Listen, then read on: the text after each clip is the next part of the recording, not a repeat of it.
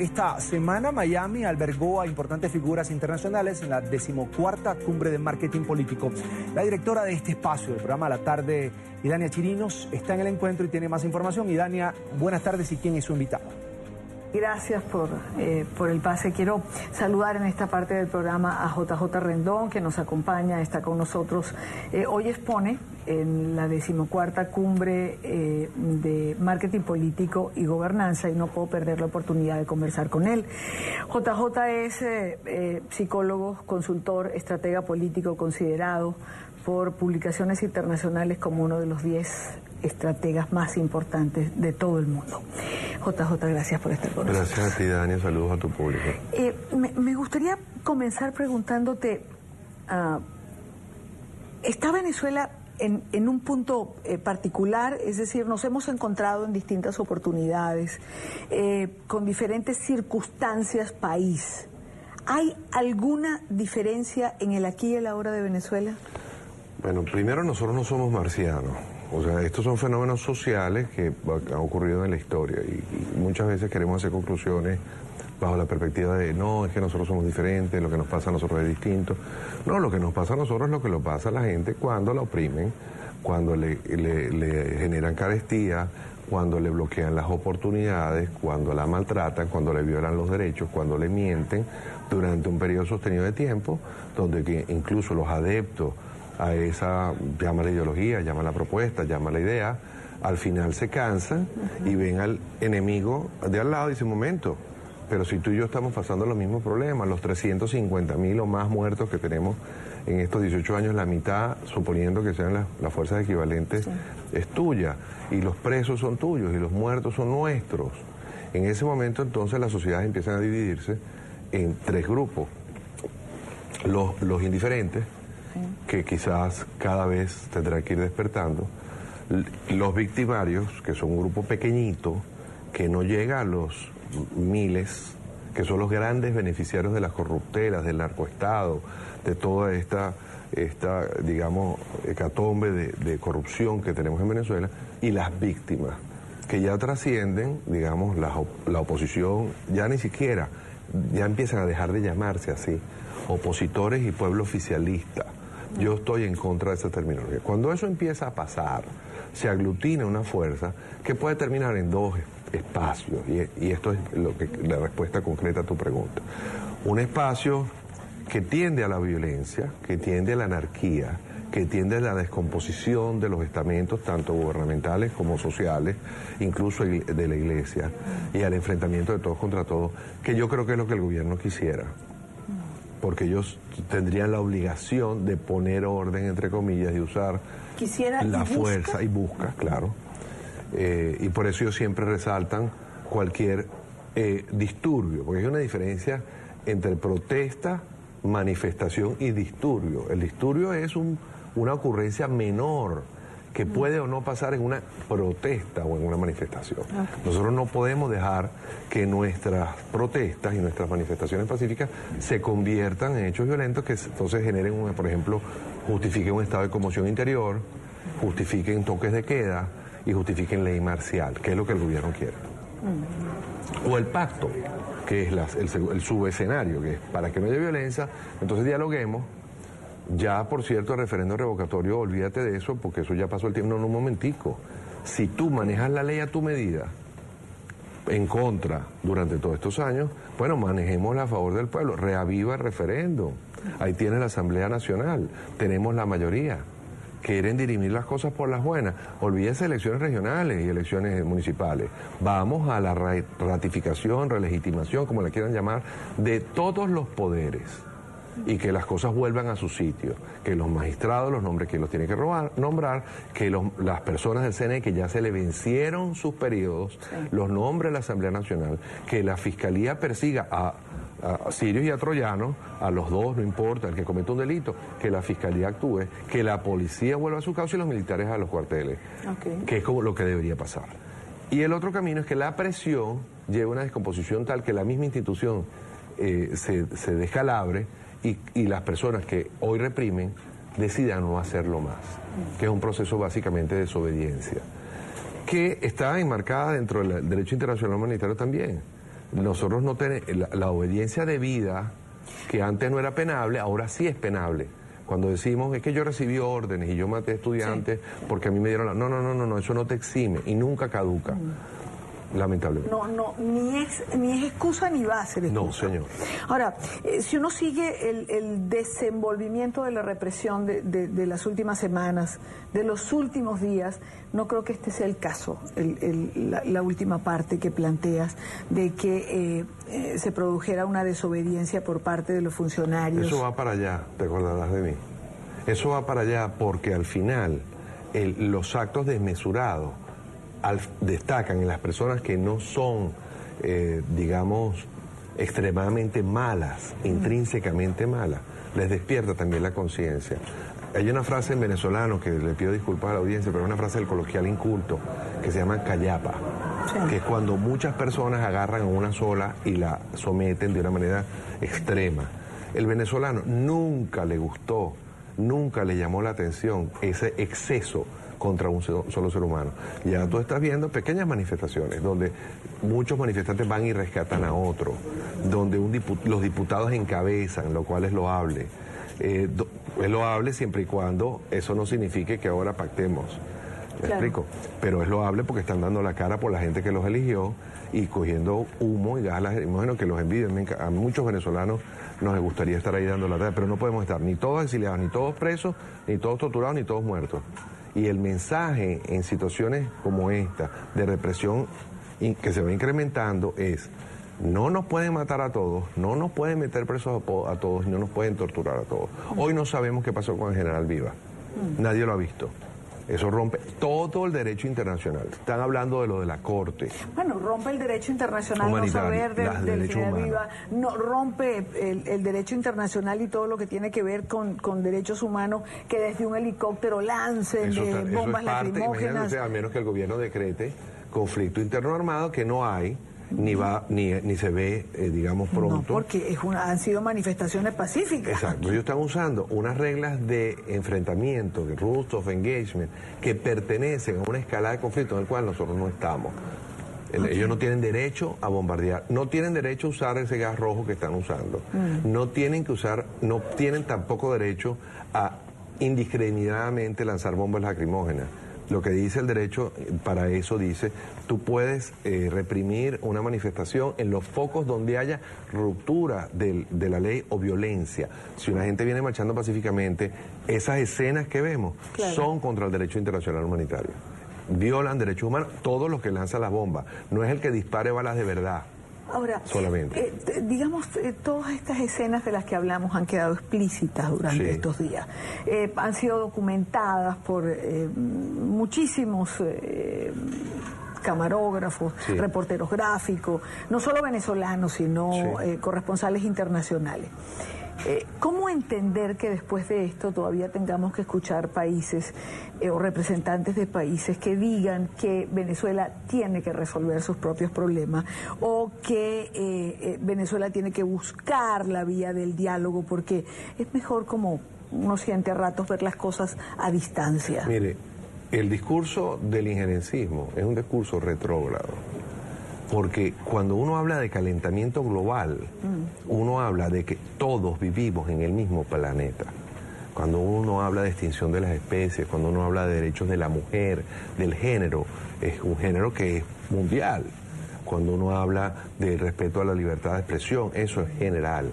Los derechos humanos, el respeto o la preocupación porque la gente los vea y se preocupe, intervenga, denuncie, sancione, participe, execre, el verbo que quiera, es global. Nosotros no estamos aislados en este mundo. Eso no es injerencismo. La culpa, quizás, de que este último periodo, por ejemplo, en los Estados Unidos, los medios de comunicación en inglés no terminen de voltear a la gran crisis humanitaria que hay en Venezuela, donde no solamente tenemos el problema interno, sino el desplazamiento y la diáspora, que es un problema otra vez, desde el derecho internacional humanitario. Nosotros somos desplazados, no nos gusta llamarnos así. Tenemos más de 2,5 millones de desplazados. Es suficiente, mucho más que otros países, para que el mundo volteara. Bueno, nosotros tenemos venezolanos en el exilio que hablan inglés, francés, italiano, muy preparados. ¿Qué estamos haciendo para terminar de hacerle llegar, no a los medios como el tuyo, que ha hecho una gran labor, o a CNN en español y a otra gente que prácticamente ha arriesgado sus señales, la vida de sus periodistas, cubriéndonos, y se los agradecemos? Pero es también con responsabilidad nuestra terminar de hacer presión en organismos de defensa de derechos humanos que ni nos nombran. Porque además hay como una sensación de que los medios, digamos, favorecen o son tolerantes porque son medios progresistas o podrían eventualmente serlo. Mire, al final, con los derechos humanos no es un tema de derechas ni de izquierda, es un tema humano que se debe respetar en todas partes. Entonces nosotros tenemos que seguir haciendo presión internacional, no solamente presión, dándole acceso, sensibilizando más gente, sobre todo en medios que no son español, o además de los medios que son en español. Y además continuar con la presión interna, que es a lo que más teme el gobierno, sin salirnos de la lucha pacífica. En el momento que nosotros imitamos los métodos del régimen, en ese momento canalizamos, dirigimos más la cosa, o hacia un conflicto interno o hacia un estado de conmoción interior. La figura ya que hablamos de reacciones internacionales y posiciones internacionales, la figura de Almagro dentro de todo este rompecabezas que implica la situación de Venezuela. Sí, ayer nosotros tuvimos un acto donde le hicimos un reconocimiento y, bueno, yo dije unas palabras, las repito aquí, yo le dije que nosotros no tenemos manera de agradecerle, no solamente a Venezuela, la gente que cree en la democracia en América Latina, sí, su trabajo, su valentía, su gallardía, su firmeza y su resistencia, porque le han dicho de todas las barbaridades, sí, que se puede decir. Y dijo una frase que me llamó mucho la atención, dijo: yo soy un hombre de izquierda, pero el irrespeto a los derechos humanos, cuando un gobierno le autoriza que le disparen a su pueblo y lo reprime y no le respeta su libre pensamiento, sus medios de comunicación, yo no puedo estar. Y cuando le dimos las gracias, dijo, y le dieron el reconocimiento, dijo: yo, me resulta interesante que ustedes me feliciten por algo que yo hago como respirar. Yo soy un demócrata y yo no, es como que me premiaran por respirar, yo respiro democracia. Yo quiero que Almagro está haciendo eso, y también hay que reconocer que países como México, como Colombia, sí, Honduras, la misma Secretaría de Estado americana, a partir de esta nueva administración, que la pueden criticar muchas cosas, pero está claro que cambió su posición frente a todo lo que pasó en América Latina. O sea, la gente no se da cuenta bien, pero el secretario de Tesoro americano, en su primer día de trabajo, le impuso sanciones al vicepresidente de Venezuela y lo metieron en la lista Clinton y le congelaron más de 600 millones de dólares de bienes a él y a su combo. Yo quiero que revisemos lo burocráticamente difícil que es que una persona de ese nivel, de ese rango, tome cargo hoy y haga sanciones mañana por la mañana. Entonces, sí hay un cambio en la administración que debemos ver como positivo, y tenemos que ser cuidadosos en los canales que usamos y cuál información llevamos. Porque entonces también uno puede perder como opositores en el exilio y como opositores dentro de Venezuela y como representantes legítimos, los que van a Washington y hablan cosas, la credibilidad. Claro. Y llega un momento que el Estado, cualquier Estado, dice: bueno, pero es que ustedes no se ponen de acuerdo en lo que está pasando de verdad. ¿Hay dictadura o no hay dictadura? ¿Hay violación, sí, de derechos humanos o no la hay? ¿Van a pactar? Dicen unos, no van a pactar. Bueno, yo creo que ya no hay digamos que estos últimos días han sido como clarificadores, sí, tanto para gente adentro como para gente afuera. Hablábamos de los diputados hace unos minutos y quiero traer el tema de la oposición, que pareciera, después de mucho tiempo, haberse puesto de acuerdo, hacer una sola convocatoria. Ayer veía un video donde aparecían todos en las diferentes manifestaciones. ¿Ha sido eso importante también para los venezolanos? Totalmente. Hay una frase que dice que a veces uno no descubre lo fuerte, lo valiente que es hasta que no le queda otro remedio.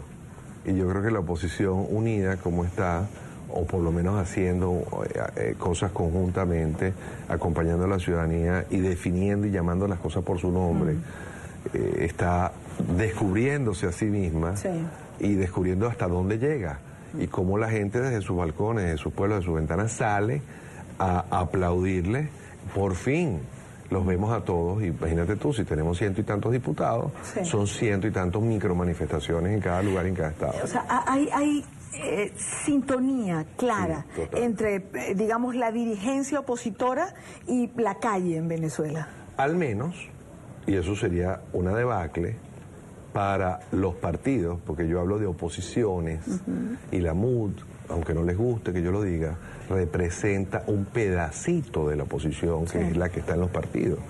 Los venezolanos en el exilio somos oposición, los exchavistas no maduristas son una forma de oposición. Las personas que no están en los partidos, los niños, los no, los independientes que llaman, son opositores al régimen, pero no necesariamente aliados o alineados con una candidatura. Si la oposición representada en los partidos comete el grave error, no de conversar, porque eso es otra cosa que yo quiero decir, entre las partes en algún momento toca conversar, y se conversa o se negocia o se dialoga casi siempre con el enemigo cuando hay conflicto. No solamente resuelves el conflicto hablando internamente. Sí, yo estoy hablando de pactos, donde uno diga olvidémonos del referéndum, olvidémonos del CNE, dejemos hacia la Corte, vámonos para las elecciones del 2018 para las regionales.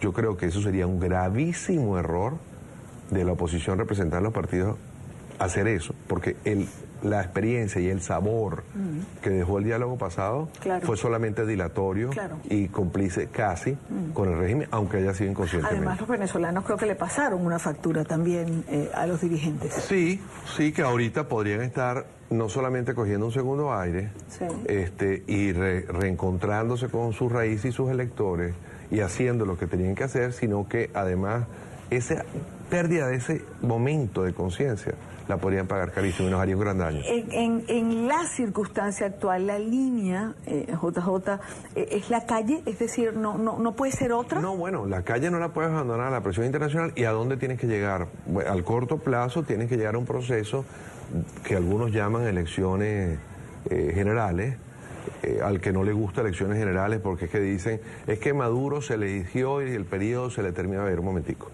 Tú tienes dos tipos de legitimidades. La legitimidad de raíz, que es la electoral, donde lamentablemente, señores, permítanme recordarles, Maduro, con el fraude, con todo el ventajismo y con los resultados que dio el CNE, en los cuales yo nunca le he dado credibilidad, porque yo creo seriamente que ganó Capriles, ganó con menos de un punto. Entonces, allá arrancó deslegitimado.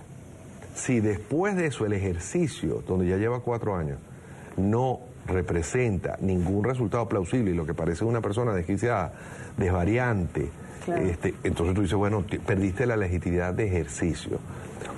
Y la Corte le quita en parte la legitimidad a la Asamblea cuando no la reconoce. Se quita la legitimidad ella misma cuando hace cosas que no le corresponden y después se dice. En una situación como esa, la salida es la relegitimación de los poderes. ¿Qué pasa? Por unas elecciones generales, que no es porque haya periodo de calendario electoral, sino porque la crisis es tan grande que la única manera es que uno diga, un momentico, esto tiene que estar legitimado. ¿Quién lo legitima? La gente.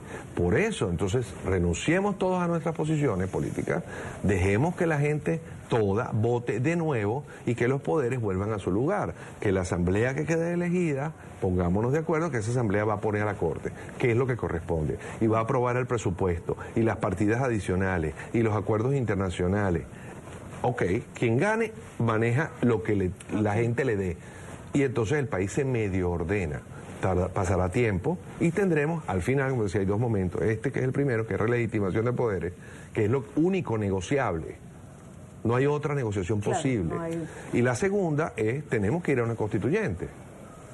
Entonces la gente dice, no, pero es que con la constituyente no se come, un momentico, sí, pero es que hubo una prueba, un experimento que no funcionó. Y entonces, hay cosas que se quisieron hacer, algunas buenas, que no se terminaron de hacer o que no se cumplieron, y toca como revisar, pues, y ponernos de acuerdo sobre el contrato social mediante el cual todos los venezolanos queremos vivir en paz. Y eso se hace a través de una constituyente. Una última pregunta, JJ. No sé quiénes serán los asesores del gobierno, pero... Tiene mucho. Es creíble... Y muy bien pagados. Pueden ser bien pagados, no sé bueno, cómo los pagados de Brecht. No sé cómo buenos puedan ser. Pagados de Brecht. Es creíble que después de las imágenes que vimos de un Nicolás Maduro llegando a la población de San Félix, donde se le lanzan cosas, Aristóbulo Isturi salga y diga que aquello era una pelota con un mensaje que le estaban mandando a Nicolás Maduro? Bueno, no importa lo que fue, lo que vimos, lo que vemos en los que conocen de la lucha pacífica, es que una parte del proceso es demostrar que la gente está molesta con la autoridad. Y eso lo vemos cuando los muchachos se le acercan a los guardias y le dicen tú y yo somos de el mismo pueblo. Eso lo vemos cuando el guardia nacional se acerca y medio pacta o acepta cómo van a ser las reglas, por lo menos en esa calle. Eso lo vemos cuando la gente defiende y rescata a uno que trataron de capturar, cuando la gente postea con su teléfono lo que está pasando y dice no me importa, cuando la gente cada vez hace declaraciones más altisonantes, cuando vemos personas en la tercera edad enfrentadas en las manifestaciones cogiendo bombas lacrimógenas, cuando la gente empieza a perderle el respeto a la autoridad, se burla, ya no con el sentido de humor típico venezolano, sino que de irrespetuoso, de que ya no te valoro, es el comienzo inclina la pendiente de la caída del régimen.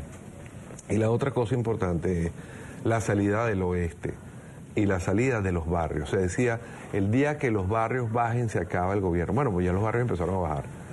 Y no los está coordinando nadie, digamos, están saliendo solos. Muchas manifestaciones, incluso a nosotros que estamos más conectados con digamos, la oposición convencional, nos sorprende de que ciertas barriadas o ciertos lugares la gente está manifestando, la gente se está cansando. Eso no lo para nadie. La solución es que mientras más gente salga, menos represión habrá. Mientras más unidos estemos, menos personas habrá presas.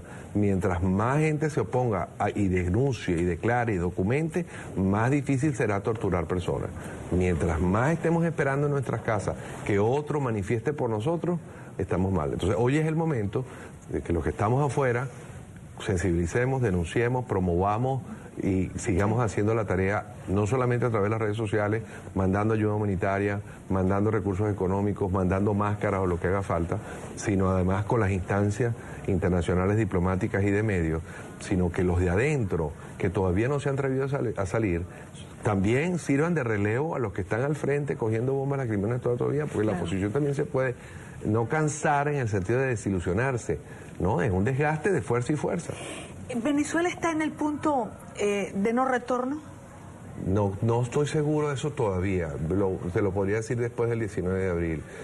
Nosotros tenemos que entender que el 19 de abril es una fecha súper relevante para este proceso. Si la venezolanidad sale completa, si los barrios populares, que eran los que soportaban más a esta gente, salen, aunque no nos cubran los medios, porque no, cada vez hay más censura. Mire, no hay manera, esta gente no entiende, tendrían que hacer un blackout de los teléfonos, de WhatsApp, de todos los medios, de las formas de comunicarse, e incluso así no podrían. El gobierno, ya que hablamos del 19 de abril, no puede intentar sabotear esa fecha particular. Ellos tienen que evitar, ellos tienen que hacer todo. Lo que hablábamos antes, con el estado de conmoción interior. Nosotros tenemos que salir a la calle igual. Nosotros tenemos que salir a la calle igual. Y los que estamos afuera, contactados con los que están adentro, tenemos que cada imagen, cada video que haya sido de esa fecha, que sea verificado que ocurrió así, que no sea alimento del aparato de propaganda del gobierno para meternos miedo y que vienen los tanques. Señores, nunca nos van a disparar con tanques, olvídense de eso. Esos tanques los estaban moviendo de un lugar a otro para que nosotros tomáramos el video, para que nosotros los difundiéramos y le metiéramos miedo a nuestra propia gente. Nunca pasó ni en Cuba ni en ninguna donde pusieron un tanque y le dieron con los tanques a la gente, ni con ametralladoras de pesadas, y eso no va a pasar. Por eso nos toca salir a todos a la calle. No podemos dejar que el último, después que nos quitaron las elecciones, la separación de poderes, el sistema judicial, PRANE, colectivo, ahora lo último que queda, que es el derecho de protestar, nos los quiten. Entonces, ese derecho, ¿cómo se refuerza? Protestando el doble, protestando más y no dejando de protestar. JJ, como siempre, un gusto tenerte en NTN 24. Gracias. Devuelve a los estudios y sigue con el programa adelante.